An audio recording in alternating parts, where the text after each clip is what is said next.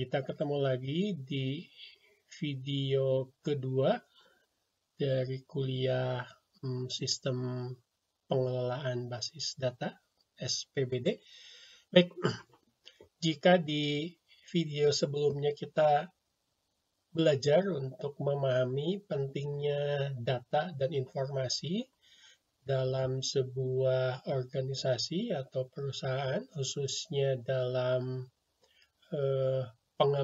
mendukung pengambilan keputusan, lalu bagaimana data dan informasi harus dikelola dengan bantuan teknologi, ya aplikasi basis data dalam hal ini, Database Management System atau DBMS, menghindari data kotor atau dirty data, lalu memastikan kualitas data. Ya, jadi untuk video yang kedua kita akan melihat bahwa untuk membantu pengelolaan data dalam sebuah organisasi, maka kita akan menggunakan Database Management System atau DBMS, di mana terdapat fungsi-fungsi yang spesifik dalam pengelolaan data dan informasi. Yang pertama itu adalah interpretasi dan penyajian data dalam format yang berguna, yang mengubah apa yang kita kenal sebagai data mentah menjadi informasi, ya. Hanya kumpulan angka misalkan, lalu diberi label menjadi nilai tertentu, lalu format penyajiannya disesuaikan dengan kepentingan dari pengguna. Lalu distribusi data dan informasi kepada orang yang tepat pada waktu yang tepat. Jadi dalam sebuah organisasi tidak boleh semua orang bisa melihat semua data, hanya yang berkepentingan saja dengan pengawasan yang baik. Ya. Jadi kalau misalkan di sebuah organisasi bagian pemasaran, ya dia hanya diperkenankan melihat data dan informasi yang berkaitan dengan bagian pemasaran saja. Ya, dan itu harus disajikan dengan tepat, ya. Maksudnya berkaitan dengan waktu, berkaitan dengan kualitas, berkaitan dengan validitas data tersebut.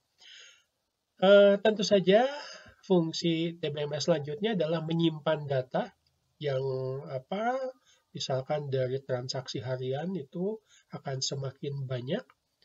Lalu data pun dipantau keamanan. Faktor keamanan menjadi penting, ya.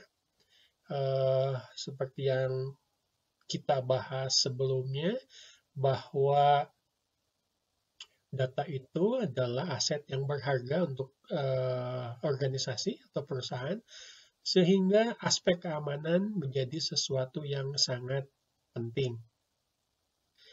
Selanjutnya adalah pengawasan, pengendalian, ya, kontrol atas duplikasi data dan penggunaan, baik internal maupun eksternal. Seperti yang kita ketahui, mungkin data akan tersebar di beberapa tempat, mungkin terjadi duplikasi data. Problem yang terjadi adalah misalkan pada saat update, misalkan pada saat terjadi kerusakan. Ini harus dikendalikan dalam internal organisasi maupun eksternal. Ini adalah fungsi-fungsi database management system.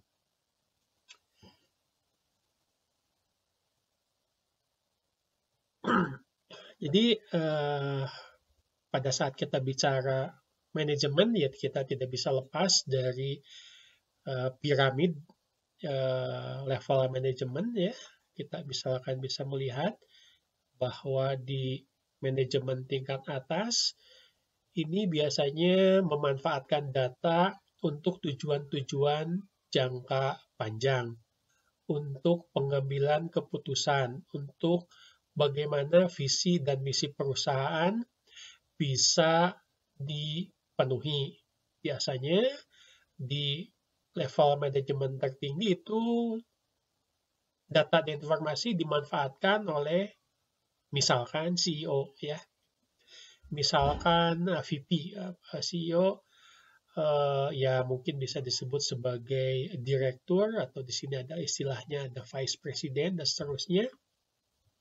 Lalu di level menengah manajemen biasanya ini adalah supervisor atau manager ya. Ini data dan informasi dimanfaatkan untuk menginterpretasikan rencana dan aksi-aksi sesuai dari pengambilan keputusan di manajemen tingkat atas. Lalu jika kita melihat yang paling bawah, yaitu manajemen yang paling bawah, lower level management, ini biasanya berkaitan dengan implementasi atau transaksi harian ya, yang misalkan mengurus data input dari customer, dari penjualan, dan seterusnya. Sehingga masing-masing ini harus disuplai oleh teknologi basis data sesuai dengan kepentingannya. Biasanya semakin ke bawah itu data dan informasinya semakin detail. Semakin ke atas itu semakin umum. Nah, untuk bisa memenuhi kebutuhan data dan informasi untuk setiap level manajemen, maka tentu saja dibutuhkan administrasi data yang baik. Apa yang dimaksud dengan administrasi data? Yaitu yang berakar pada sistem desentralisasi file ya. Jadi ada sebuah sumber yang bisa dibagikan kepada level-level manajemen tersebut. Nah, biaya data dan duplikasi manajerial dalam sistem berkas atau sistem basis data akan memunculkan posisi-posisi baru yang kaitannya dengan administrasi basis data. Mereka bagian ini khusus mengelola data di perusahaan, tentu saja dengan bantuan TIK ya, teknologi informasi dan komputer. Namanya macam-macam. Ada yang disebut EDP atau Electronic Data Processing. Ada yang disebutnya Data Department. Ada yang disebutnya IT Department atau Information Technology Department. Yang pada umumnya tugasnya adalah untuk menyatukan semua sumber daya komputer yang mengelola data dan informasi untuk mendukung semua departemen di tingkat operasional. Itu tuh tujuan dari administrasi data. Nah, siapa pelaksananya?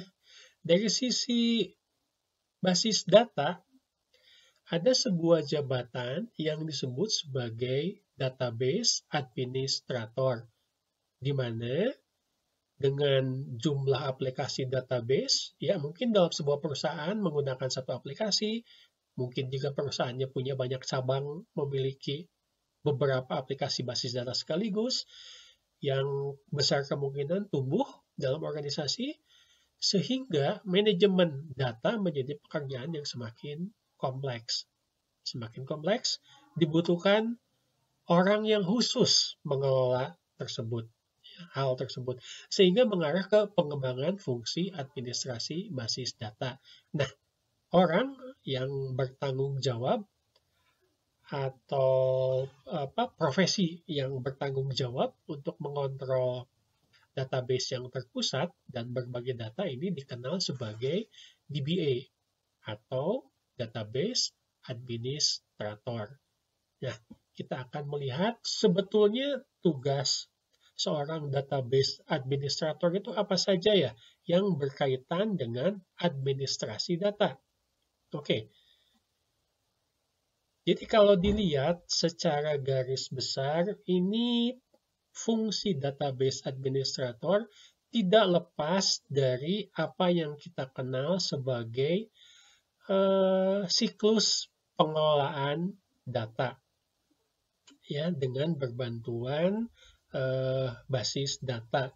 Misalkan mulai dari tahap perencanaan, lalu tahap desain, misalkan merancang entity relationship diagram, lalu tahap implementation di mana melakukan pemrograman basis data, lalu tahap operasional ya menggunakan aplikasi untuk misalkan melakukan transaksi yang mendukung proses bisnis, termasuk di dalamnya ini adalah melakukan pelatihan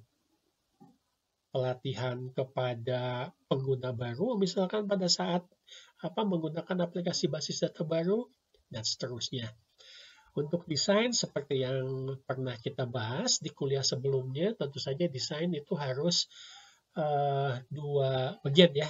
Yang pertama adalah konseptual, ya, model, desain, lalu ada logical yang lebih mendekati ke aspek implementasi, yaitu physical, dan tentu saja setiap implementasi harus dilakukan pengujian, ya, testing, sebelum dilakukan operasi.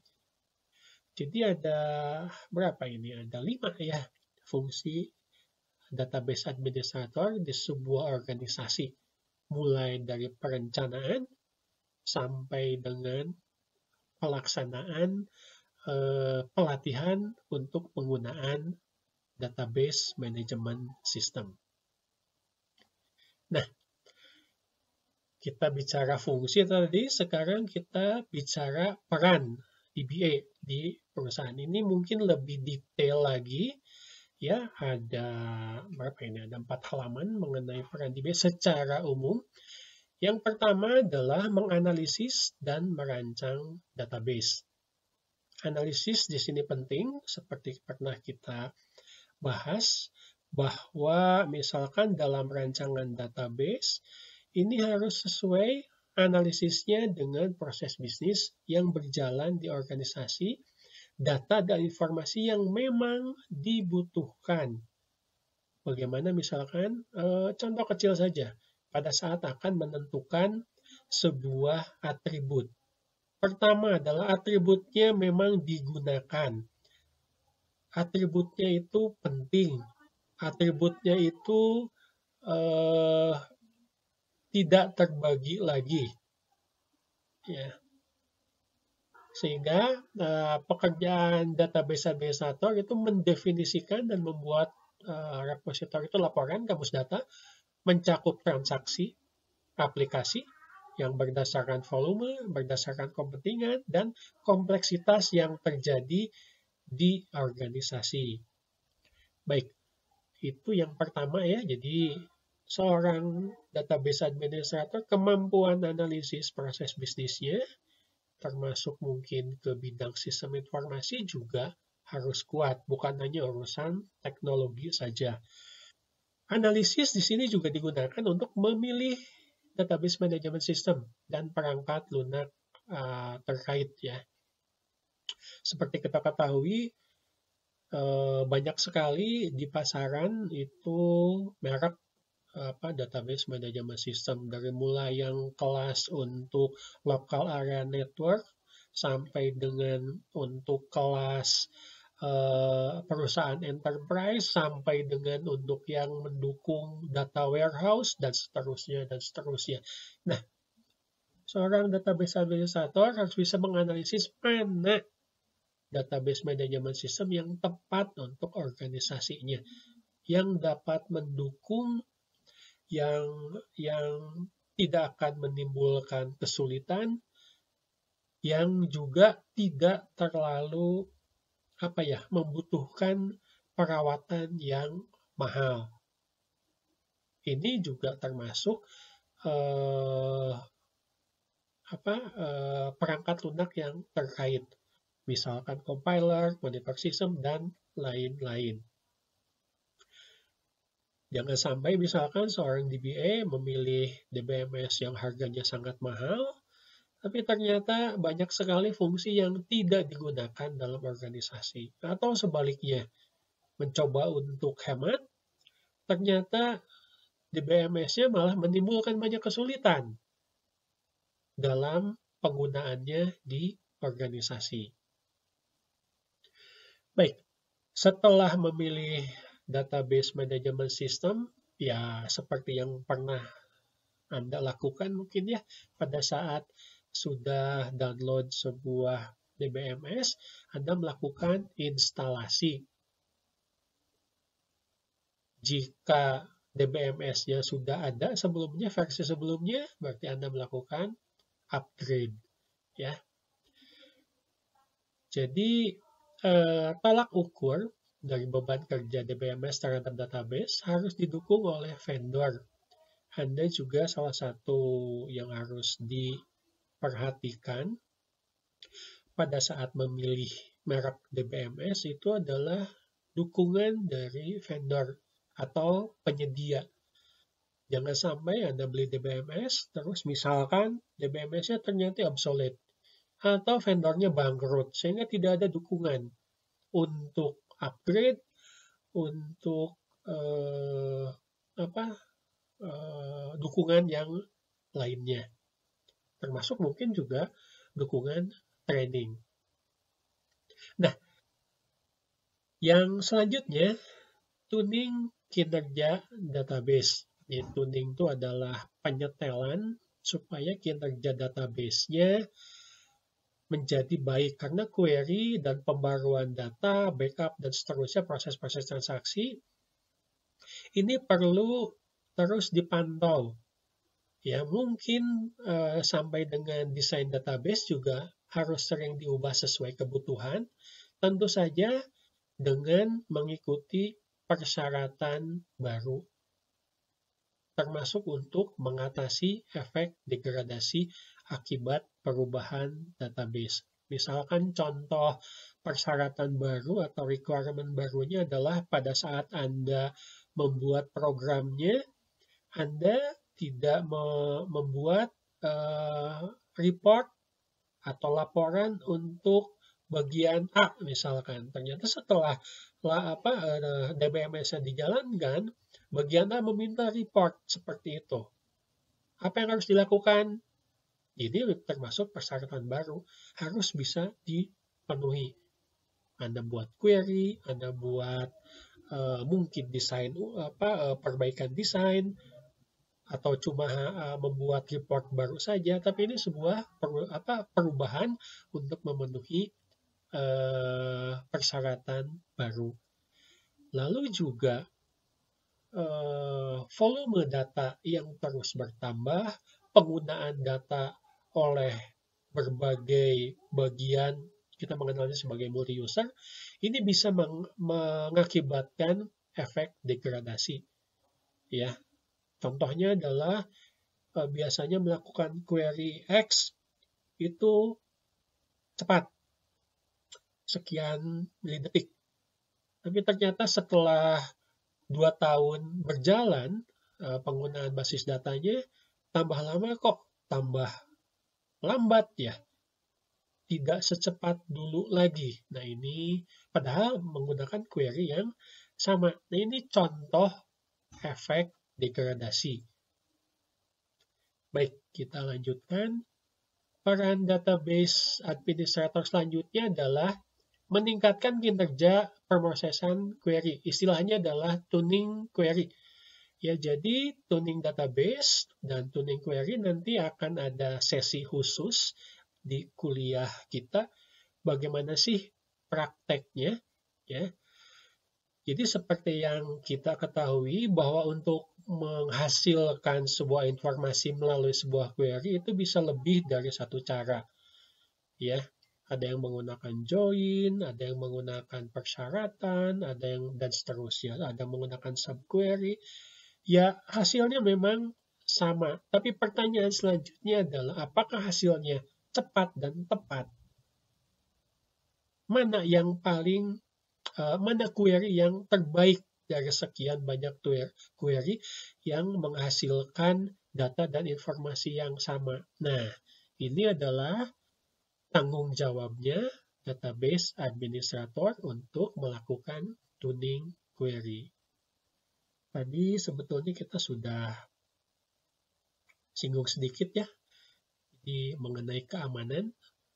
Database administrator juga bertanggung jawab untuk keamanan data, untuk keamanan privasi.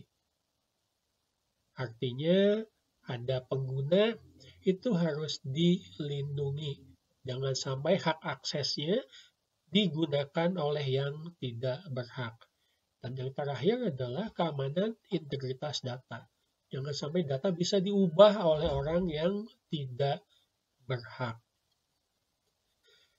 Selanjutnya, ini juga sepertinya sudah umum anak-anak informatika melakukan ini untuk data kuliah dan seterusnya, yaitu melakukan backup dan melakukan pemulihan atau recovery jika basis data melakukan terjadi kerusakan. Jadi kebiasaan backup ini harus dipupuk sejak dini ya. Backup bukan sesuatu yang seingatnya dilaksanakan, tapi harus ada schedule, harus ada perencanaan dan seterusnya. Terutama jika ada kegagalan aplikasi, ya macam-macam kegagalan aplikasi, baik dari software, hardware, fisik mungkin komputernya rusak atau laptopnya, atau karena listrik ya, sedang update data terus listriknya mati sehingga belum sempat di save, bahkan sampai dengan force majeure atau bencana. Contohnya bencana yang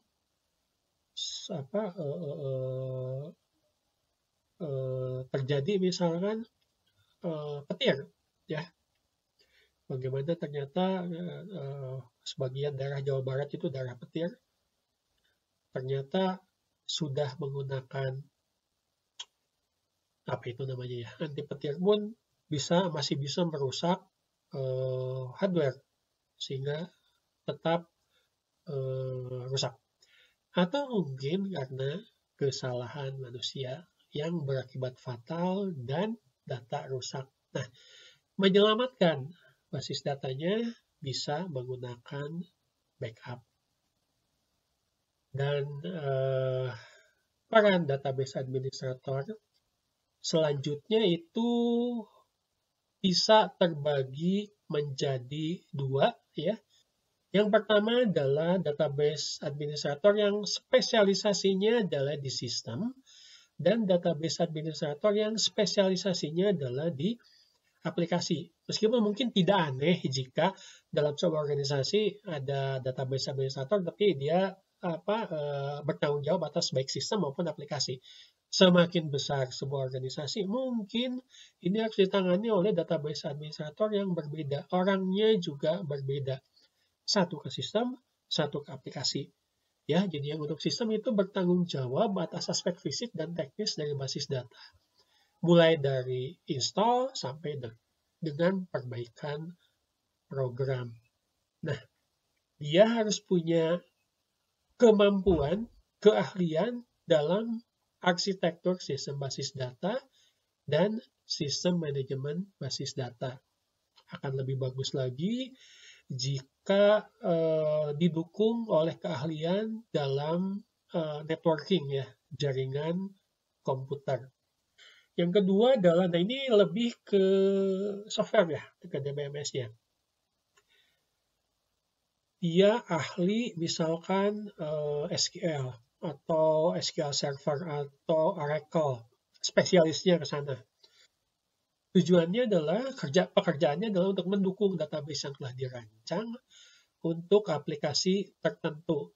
Contohnya adalah aplikasi yang dibangun untuk layanan pelanggan. Nah, database yang spesialisasi di aplikasi ini harus memiliki kemampuan di bahasa pemrograman tertentu. Yang umum kita gunakan ini kan SQL ya, Structured Query Language. Dapat menulis SQL atau melakukan debug program dan mengelola DBMS. Jadi sangat didukung misalkan oleh keahlian yang menyeluruh terhadap aplikasi DBMS tertentu. Baik, jadi itu yang kita bahas hari ini, bagaimana peran DBMS untuk mendukung pengolahan data dan informasi, bahwa data dan informasi ini harus disajikan berbeda untuk setiap level manajemen, ya, yang atas, yang tengah, dan yang bawah. Lalu peran apa yang dimiliki oleh database administrator dan fungsinya berkaitan dengan pemanfaatan DBMS dalam sebuah organisasi. Oke, saya harap ini bukan hanya pengetahuan saja, tetapi Anda bisa mendapat bayangan bahwa begini loh, salah satu pekerjaan di bidang basis data, ya, baik spesialisasinya, baik tanggung jawabnya, baik keilmuan yang harus dimilikinya, dan seterusnya. Oke, cukup dulu untuk video yang kedua ini. Kita akan lanjutkan ke video berikutnya. Terima kasih.